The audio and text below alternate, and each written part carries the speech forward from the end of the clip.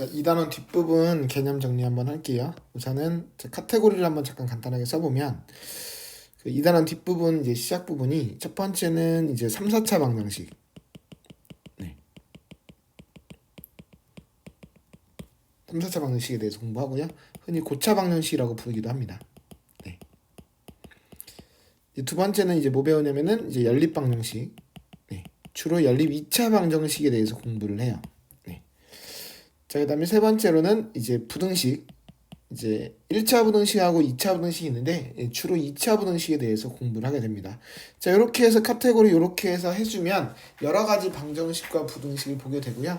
사실 이거 말고도 뭐 여러 가지 내용이 있어요. 뭐 공통근이니 부정방정식이니 여러 가지 내용이 있지만 자질구레한 것보다는 굵직굵직한 거 위주로 복습을 좀 해나가도록 하겠습니다. 자, 우선은 어디서부터 볼 거냐면요. 자, 이쪽에 22번, 23번 쪽이 자, 우선은 3, 4차 방정식이에요. 그래서 밑줄 한번 치고 지나갈게요. 자, 우선 3차 방정식 23번부터 좀 먼저 볼게요. 이 고차 방정식 해법이라고 써 있는데, 자, 이 부분이 이제 3, 4차 방정식을 푸는 거거든. 그러니까 3, 4차 방정식은 기본적으로 뭐 근해 공식이라는 게 있긴 하지만 이제 고등교육 과정에서는 배우질 않아요. 그래서 그 부분들은 없다고 치면 모든 문제풀이가 무조건 인수분해예요. 네. 그러니까 인수분해를 우리가 앞에서 복습이 안 되면 이쪽은 다 무너지게 돼 있어요. 그래서 앞부분이나 흔들렸다, 인수분해 흔들렸다, 분명히 여러 가지 유형으로 잘 보시고요. 여기서 나오는 인수분해, 자, 우선 조립제법을 이용해서는 인수분해 제일 많이 쓰고요. 네, 3차식 이상 한 문자로 된 걸 풀다 보니까 조립제법 많이 쓰고, 그 다음에 이제 보기차식 인수분해가 나오고요. 그 다음에 치환해서 푸는 인수분해들이 나와요. 그래서 이렇게 세 가지들이 가장 많이 나오고, 그 다음에 공식을 하나 써보자면 우리 뭐 있었지? 공식을 하나 써보자면 우리 요거 있었잖아요. 요거 인수분해는 우리가 내가 강조를 했죠. 고등학교 거에서. 그래서 요거는 다시 한번 써보면서 지나갈게요. 네. 그래서 얘네들은 다시 한번 정리하시면서 나 인수분해 괜찮으니까 난 3, 4차 방정식 풀 수 있어. 그래서 인수분해하고 나면 그 각각의 괄호가 0 되는 것들을 풀 줄 아셔야 됩니다. 물론 2차식에서 인수분해가 안 될 수도 있으니까 근해 공식도 당연히 겸비하시고 계셔야겠죠. 알겠죠? 그래서 요 1, 2번 정도만 알면 되고요. 3번 정도 내용은 너무 특수한 거라서 나중에 시험 준비할 때 보시면 될 것 같습니다. 자, 두 번째로는 그 3차 방정식에도 이제 그냥 풀다가 보면 이제 귀찮아서 좀 더 빨리 풀 수 있는 문제가 있어요. 그래서 이제 근과계수의 관계라는 게 있는데 여기가 비교과예요, 비교과. 네. 교과서에서 배우지 않는데 문제가 모르면 상당히 불편한 것들이 많아서 여기는 비교과라고 하더라도 우리가 내용들은 한번 숙지를 하고 지나갈 필요가 있습니다. 자, 그래서 자, 1번 정도만 박스 한번 치고 지나가면 될 것 같은데 박스 밑줄. 자, 3차 방정식의 세근이 알파, 베타, 감마면 그때 자, 이렇게 세 가지 공식이 있었어요. 자, 얘 잠깐만 한번 증명 한번 해볼까요? 자, 우리가 세근이 알파, 베타, 감마라고 하면 자, 밑에 나와 있는 것 같은데 한번 쓸게요. 자, 이렇게 인수분해가 되는 3차 방정식이겠죠. 그래서 우리가 곱셈 공식에 의해서 얘를 전개를 한번 해주시면 맞다. 알파, 베타, 감마라고 부릅니다. 이거 R처럼 쓰는 거예요. R처럼. 네. 네, 전개 한번 해서 간단하게 증명을 한번 하고 지나갈게요. 비교과긴 하지만. 자, 그리고 나서 이제 얘를 누구랑 비교하냐면 아까 써있던 얘. 임의의 3차 방정식 개수를 ABCD라고 했을 때 얘를 x세제곱의 개수를 1로 만들기 위해서 자, A로 나눠요. 전체를. 자, 그래서 쟤를 전체를 자, A로 나눠서 얘랑 비교해서 한번 써보겠습니다. 네. 자, 그리고 나서 이제 이렇게 비교하고 자, 이렇게 비교하고 이렇게 비교해서 나온 거거든.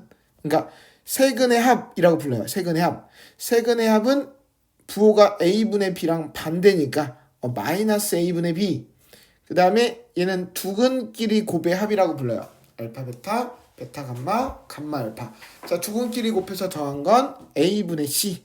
이제 그 다음에 세근의 곱이라고 불러요. 알파, 베타, 감마. 세근의 곱은 a분의 d랑 부호가 반대죠.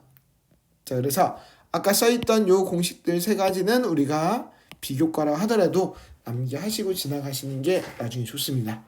알겠죠? 지금부터도 한번 외워보려고 하세요. 그래서 우리 2차 방정식하고 똑같이 외우면 되죠? 자, 마이너스 플러스 마이너스. 이제 자, 마이너스 플러스 마이너스로 해서 3차 방정식 세 근과의 관계를 간단하게 정리해 주세요. 저는 이렇게 간단하게 얘기하고 지나가지만 나 여기 안 외워져 있어? 그러면 잠깐 암기해 보는 시간도 가지시면서 개념 정리하시면서 지나가세요. 알았죠? 자, 증명은 간단한 것들은 해드릴 테니까 자, 그렇게 그래서 3, 4차 방정식은 이렇게 지나가시면 돼요. 근데 여기서 이제 한 가지만 더 정리를 하자면 사실은 3, 4차 방정식이 인수분해 문제다 보니까 크게 문제가 많이 안 나와요. 근데 항상 나오는 게 하나가 있어요. 자, 여기를 이렇게 별표를 쳐서 자, 허근의 성질이라고 한번 메모를 한번 해볼까요? 자, 우리 안산고등학교 기출문제에서 그냥 넘기고 패스한 문제가 하나 있을 거예요.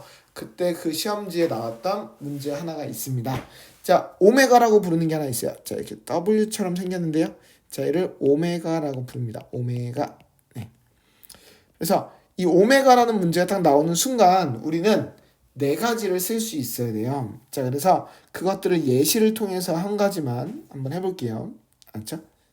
자, 어떤 거냐면 x세제곱은 1의 한 허근을 오메가라 할 때라고 이렇게 시험에 나왔어요. 만약에 자, 이게 나오는 순간 우리는 네 가지를 쓸 수 있어야 돼요.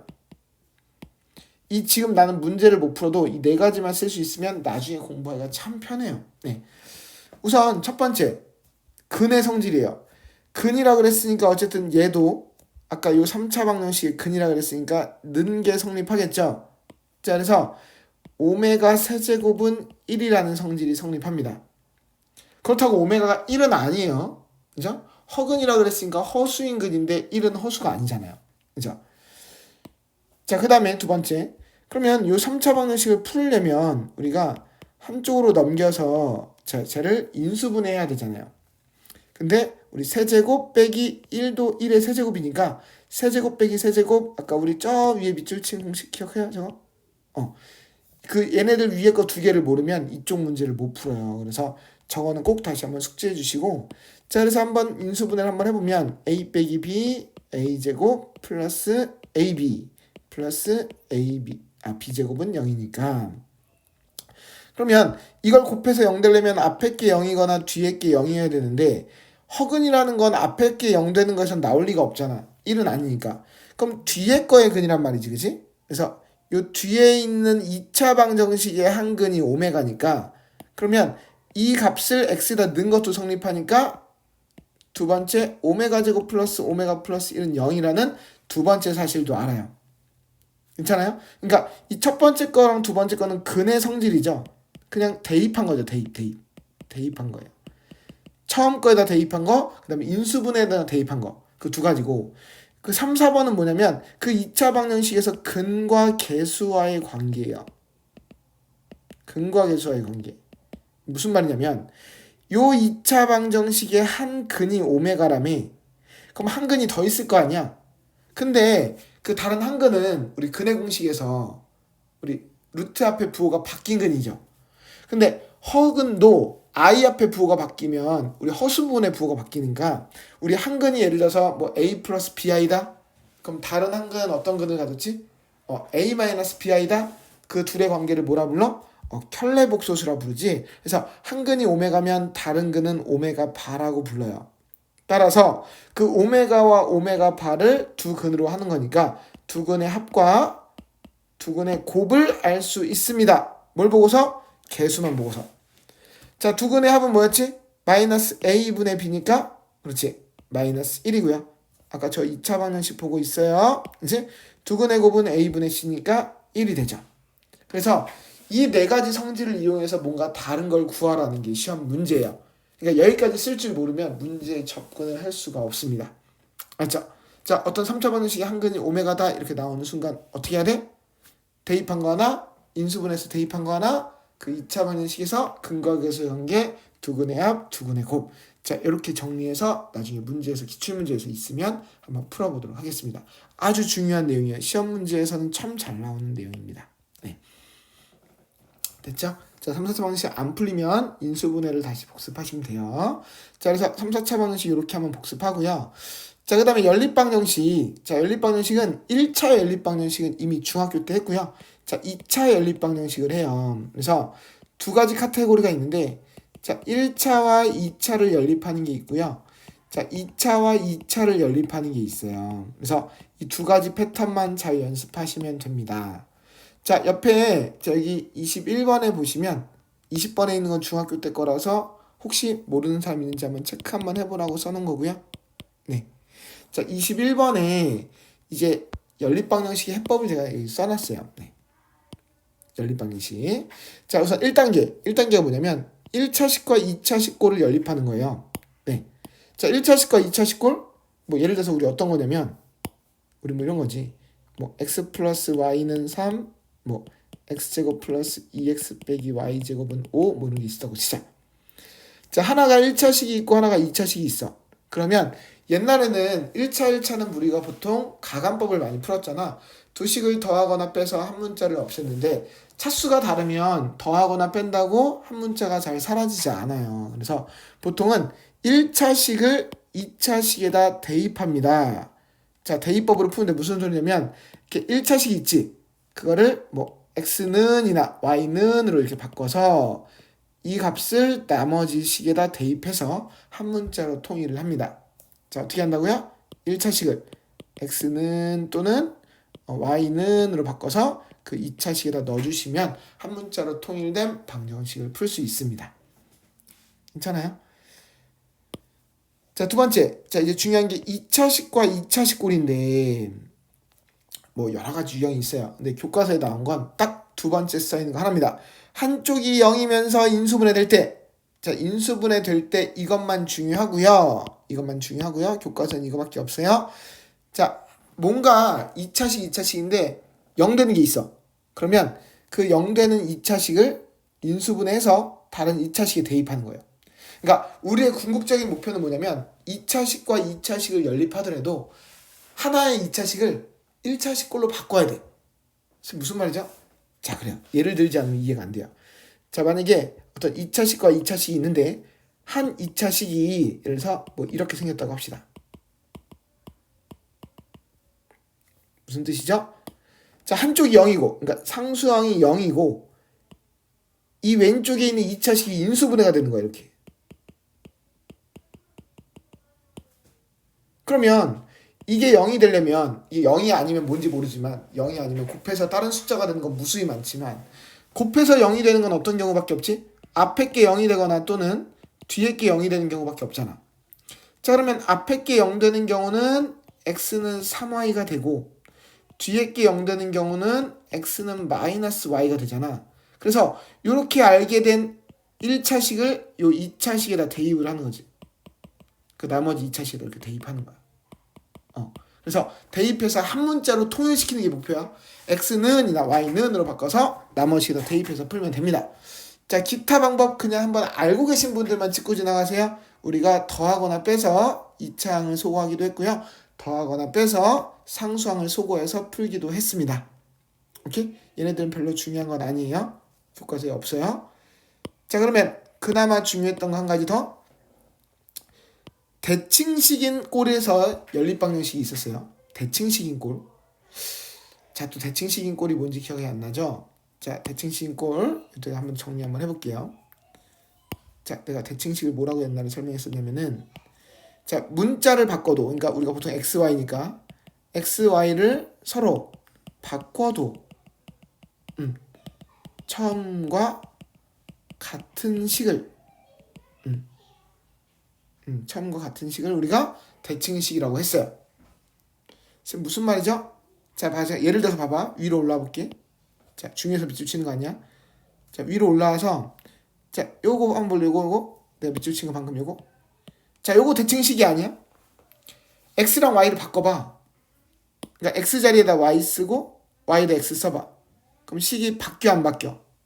바뀌지? 그러니까 얘는 대칭식 아니야. 오케이? 그럼 그 위에 거 한번 볼래? 요거 위에 거? 내가 이렇게 밑줄 친 거? 이 한번 볼래? 여기 x 플러스 y는 3? 요거는 x에다 y 쓰고 y에다 x 써도 어때? 처음과 식이 바뀌어 안 바뀌어? 안 바뀌지? 이런 건 우리가 대칭식이라고 하는 거야. 그래서 저런 대칭식 꼴이 나오면 항상 뭔가 대칭적으로 이루어져 있기 때문에 합과 곱의 형태로 나타낼 수 있어요. 그래서 이 대칭식인 문제는 항상 합과 곱의 꼴로 나타냅니다. 합과 곱의 꼴로 나타내고 문제를 푼다. 이게 해법 끝이었어요. 자, 얘는 문제 나오면 거기서 한 번만 다시 한번 얘기를 하고요. 크게 중요하지 않고 우리 어쨌든 2차 연립방정식 xy에 대한 1차식 꼴로 만들어서 한 문자로 바꿔서 나머지 2차식에 대입하는 게 포인트인데요. 둘 다 2차식이면 0 되는 쪽에 인수분해되는 걸 찾아서 우리가 1차 관계식을 찾아냈습니다. 자, 이게 잘 몰랐던 분들 잘 모를 것 같지만 문제 풀이할 때 한번 이런 식으로 푸는구나 하고서 정리해 주시기 바랍니다. 알죠? 자, 그 다음에 자 마지막으로 이제 부등식이 있었어. 부등식. 자, 부등식으로 넘어가 볼게요. 자, 부등식이 우선 두 가지가 있는데 우선 2차 부등식부터 얘기를 좀 할게요. 네. 자, 2차 부등식부터 한번 볼까요? 자, 2차 부등식에서 우리가 2차 부등식을 해결하는 방법은 무조건 개념은 무조건 뭐로 봤냐면 2차 함수를 봤어요. 아니 여기는 y는 없는데 어떻게 2차 함수를 봅니까? 그러면 우리가 실제로는 부등식이 자 이런 식으로 해서 한쪽이 0이 있고 뭐 크다니 작다니 크거나 같으니 작거나 같으니가 있을 거 아니야. 그럼 개념은 요 2차 식을 우리가 는 y라고 놓고 이 그래프를 한번 그려보는 거였어. 이 그래프를 그려봐서 0보다 큰 데를 찾아라 그러면 y가 0보다 큰 데를 찾는 거니까 x축 윗부분을 우리가 확인을 했고요.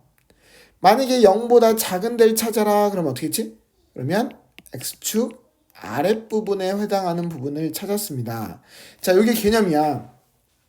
그래서 우리 요 밑에 표에 자, 공식들이 있는데 자, 공식에다 밑줄 치면서 한번 정리를 한번 해볼게요. 자, 만약에 2차 함수 그래프가 자, 이렇게 첫 번째 2차 함수 그래프가 첫 번째 모양으로 생겼어요. 자, 이렇게 x축과 만나죠. 자, 그러면 만약에 요 2차 부등식이 0보다 크다를 풀어라, 그 다음에 0보다 작다를 풀어라가 있을 거 아니야. 자, 그러면 어떻게 답이 됐냐면 자, 이렇게 답이 됐는데요. 자, 그림을 보시면서 확인해 주세요. 자, 우리가 여기다가 y를 붙여보는 거야. 2차식 옆에다가. 그래서 y가 0보다 큰 데를 찾는 거니까 어디냐면은 이쪽. x축 위쪽이 y가 0보다 큰 데야. x축 아래쪽이 y가 0보다 작은 데잖아. x축이 y가 0인 데지, 그지? 그러니까 0보다 큰 데를 찾아라 그러면 요 위쪽에 해당하는 데니까 요 x가 경계값이 알파랑 베타가 있으면 알파보다 왼쪽에 해당하는 x를 넣거나 베타보다 오른쪽에 되는 값이 되면 돼서 이렇게 답이 나왔어요. 알파보다 작거나 베타보다 크다고. 근데 만약에 0보다 작다라고 나왔으면 x축보다 아래쪽에 있는 부분을 찾는 거니까 우리가 이 부분이 되겠지. 이 부분. 네, 아래쪽에 있는 부분. 그래서 알파와 베타 사이에 있는 부분들의 x를 넣으면 y값이 0보다 작다. 그래서 이렇게 답이 나왔어요. 그래서 2차 함수의 그래프를 그려서 우리가 막 사이값, 바깥값 이런 식으로 막 외우기도 했는데 0보다 클 때는 이렇게 바깥쪽 경계라인이고요. 0보다 작을 때는 이렇게 안쪽에 파묻혀 있는 곳이니까 안쪽에 있는 경계값 사이에 있는 값이라서 사이값이라고 얘기를 했었어요. 괜찮아요? 자, 무슨 뜻이냐면 예를 들어서 우리가 만약에 x제곱 마이너스 2x 마이너스 3이 0보다 작다를 풀어라 라고 나오면 우리가 이걸 y는 이라고 놓고 이 2차 함수를 한번 그려봤어요. 그래서 인수분해가 되면 이렇게 인수분해를 해서 x축과의 위치 관계가 중요한 거니까 x 절편만을 이용해서 이 2차 함수를 그려봤죠. 괜찮아요? 거기서 그 y값이 0보다 작은 데를 찾으라 그랬으면 x축보다 아래쪽에 해당하는 이 부분이에요. 그래서 어떤 x를 넣으면 이 2차식이 0보다 작다는 거니까 마이너스 1과 3 사이에 있는 값들을 넣으면 그 값이 0보다 작다는 걸 알았죠. 그래서 0보다 작다라고 나오면 그 경계값에 이렇게 사이값으로 답을 넣어줬어요. 쌤, 그럼 만약에 여기에 등호가 들어가면 어떻게 했죠? 등호가 들어가면? 자, 등호가 들어가면 x축과 만나는 것도 포함이니까 경계값을 포함해서 등호를 써줬고요. 쌤, 그럼 만약에 여기가 0보다 크다였으면 어떡하죠? 0보다 크다였으면 x축보다 윗부분이니까 이쪽 바깥쪽 부분이 되겠죠. 그래서 요땐 답이 뭐가 되냐면 마이너스 1보다 왼쪽에 있는 x를 넣거나 3보다 오른쪽에 있는 x를 넣는다. 그래서 이렇게 바깥쪽 값으로 이렇게 답을 썼던 거예요. 괜찮습니까? 근데 이게 공식은 이게 끝이야. 근데 오른쪽에 있는 것들은 뭐냐면 이게 만약에 인수분해가 안 되거나 아니면 x절편이 없는 경우에 또는 완전 제곱식인 경우는 특별한 경우에 답들을 옆에 써놓은 건데 저걸 외우시는 게 아니에요. 자, 만약에 그래프가 이렇게 돼 있는 경우들을 한번 보면서 상상만 한번 해봐. 그러면 만약에 그래프가 x축에 딱 이렇게 접해. 근데 0보다 큰 데를 찾으래. 그럼 0보다 큰 데가 이쪽에 있는 건 다 0보다 크잖아. 요 다 있는 건 빼고. 그러니까 알파일 때만 빼고 다 된다는 거지. 알파보다 왼쪽도 되고 오른쪽도 되고. 근데 붕 떠 있어. 붕 떠 있으면 여기는 다 0보다 어때? y값이 모든 x에 대해서 0보다 크잖아. 그래서 x는 모든 실수라고 이렇게 답을 써주는 거야. 자, 반대로 0보다 작은 데를 찾으래 이때. 그러면 x축보다 아래쪽에 있는 데가 없잖아. 그러니까 해가 없는 거야. 오른쪽 것도 어때? x축보다 아래쪽에 그래프가 있어 없어? 없으니까 해가 없다라고 이렇게 써 있는 거야. 외우는 거 아니지, 그지? 외울 거면 우리 맨 앞에 있는 요 판별식이 0보다 큰 경우 x축과 두 점에서 만날 때 우리 인수분해가 되는 경우에는 0보다 크다 그러면 이렇게 바깥값으로 답이 나오는구나. 0보다 작다 그러면 사이값으로 나온다거나. 다 외우기 싫으면 어떻게? 그냥 그래프 그려서 0보다 큰 데는 x축 윗부분에 해당하는 x의 범위들을 찾는 거고 그 다음에 0보다 작다를 풀어라 그러면 x축 아래쪽에 해당하는 x의 범위를 찾으면 되는구나. 이렇게 정리해 주시면 끝이죠. 괜찮아요? 자, 여기 2차 분식 개념은 끝입니다. 자, 그리고 나서 자, 부등식에서 그래서 이 공식이 써 있네요. 그죠? 자, 뒤로 가 보시면 자, 공식이 써 있죠.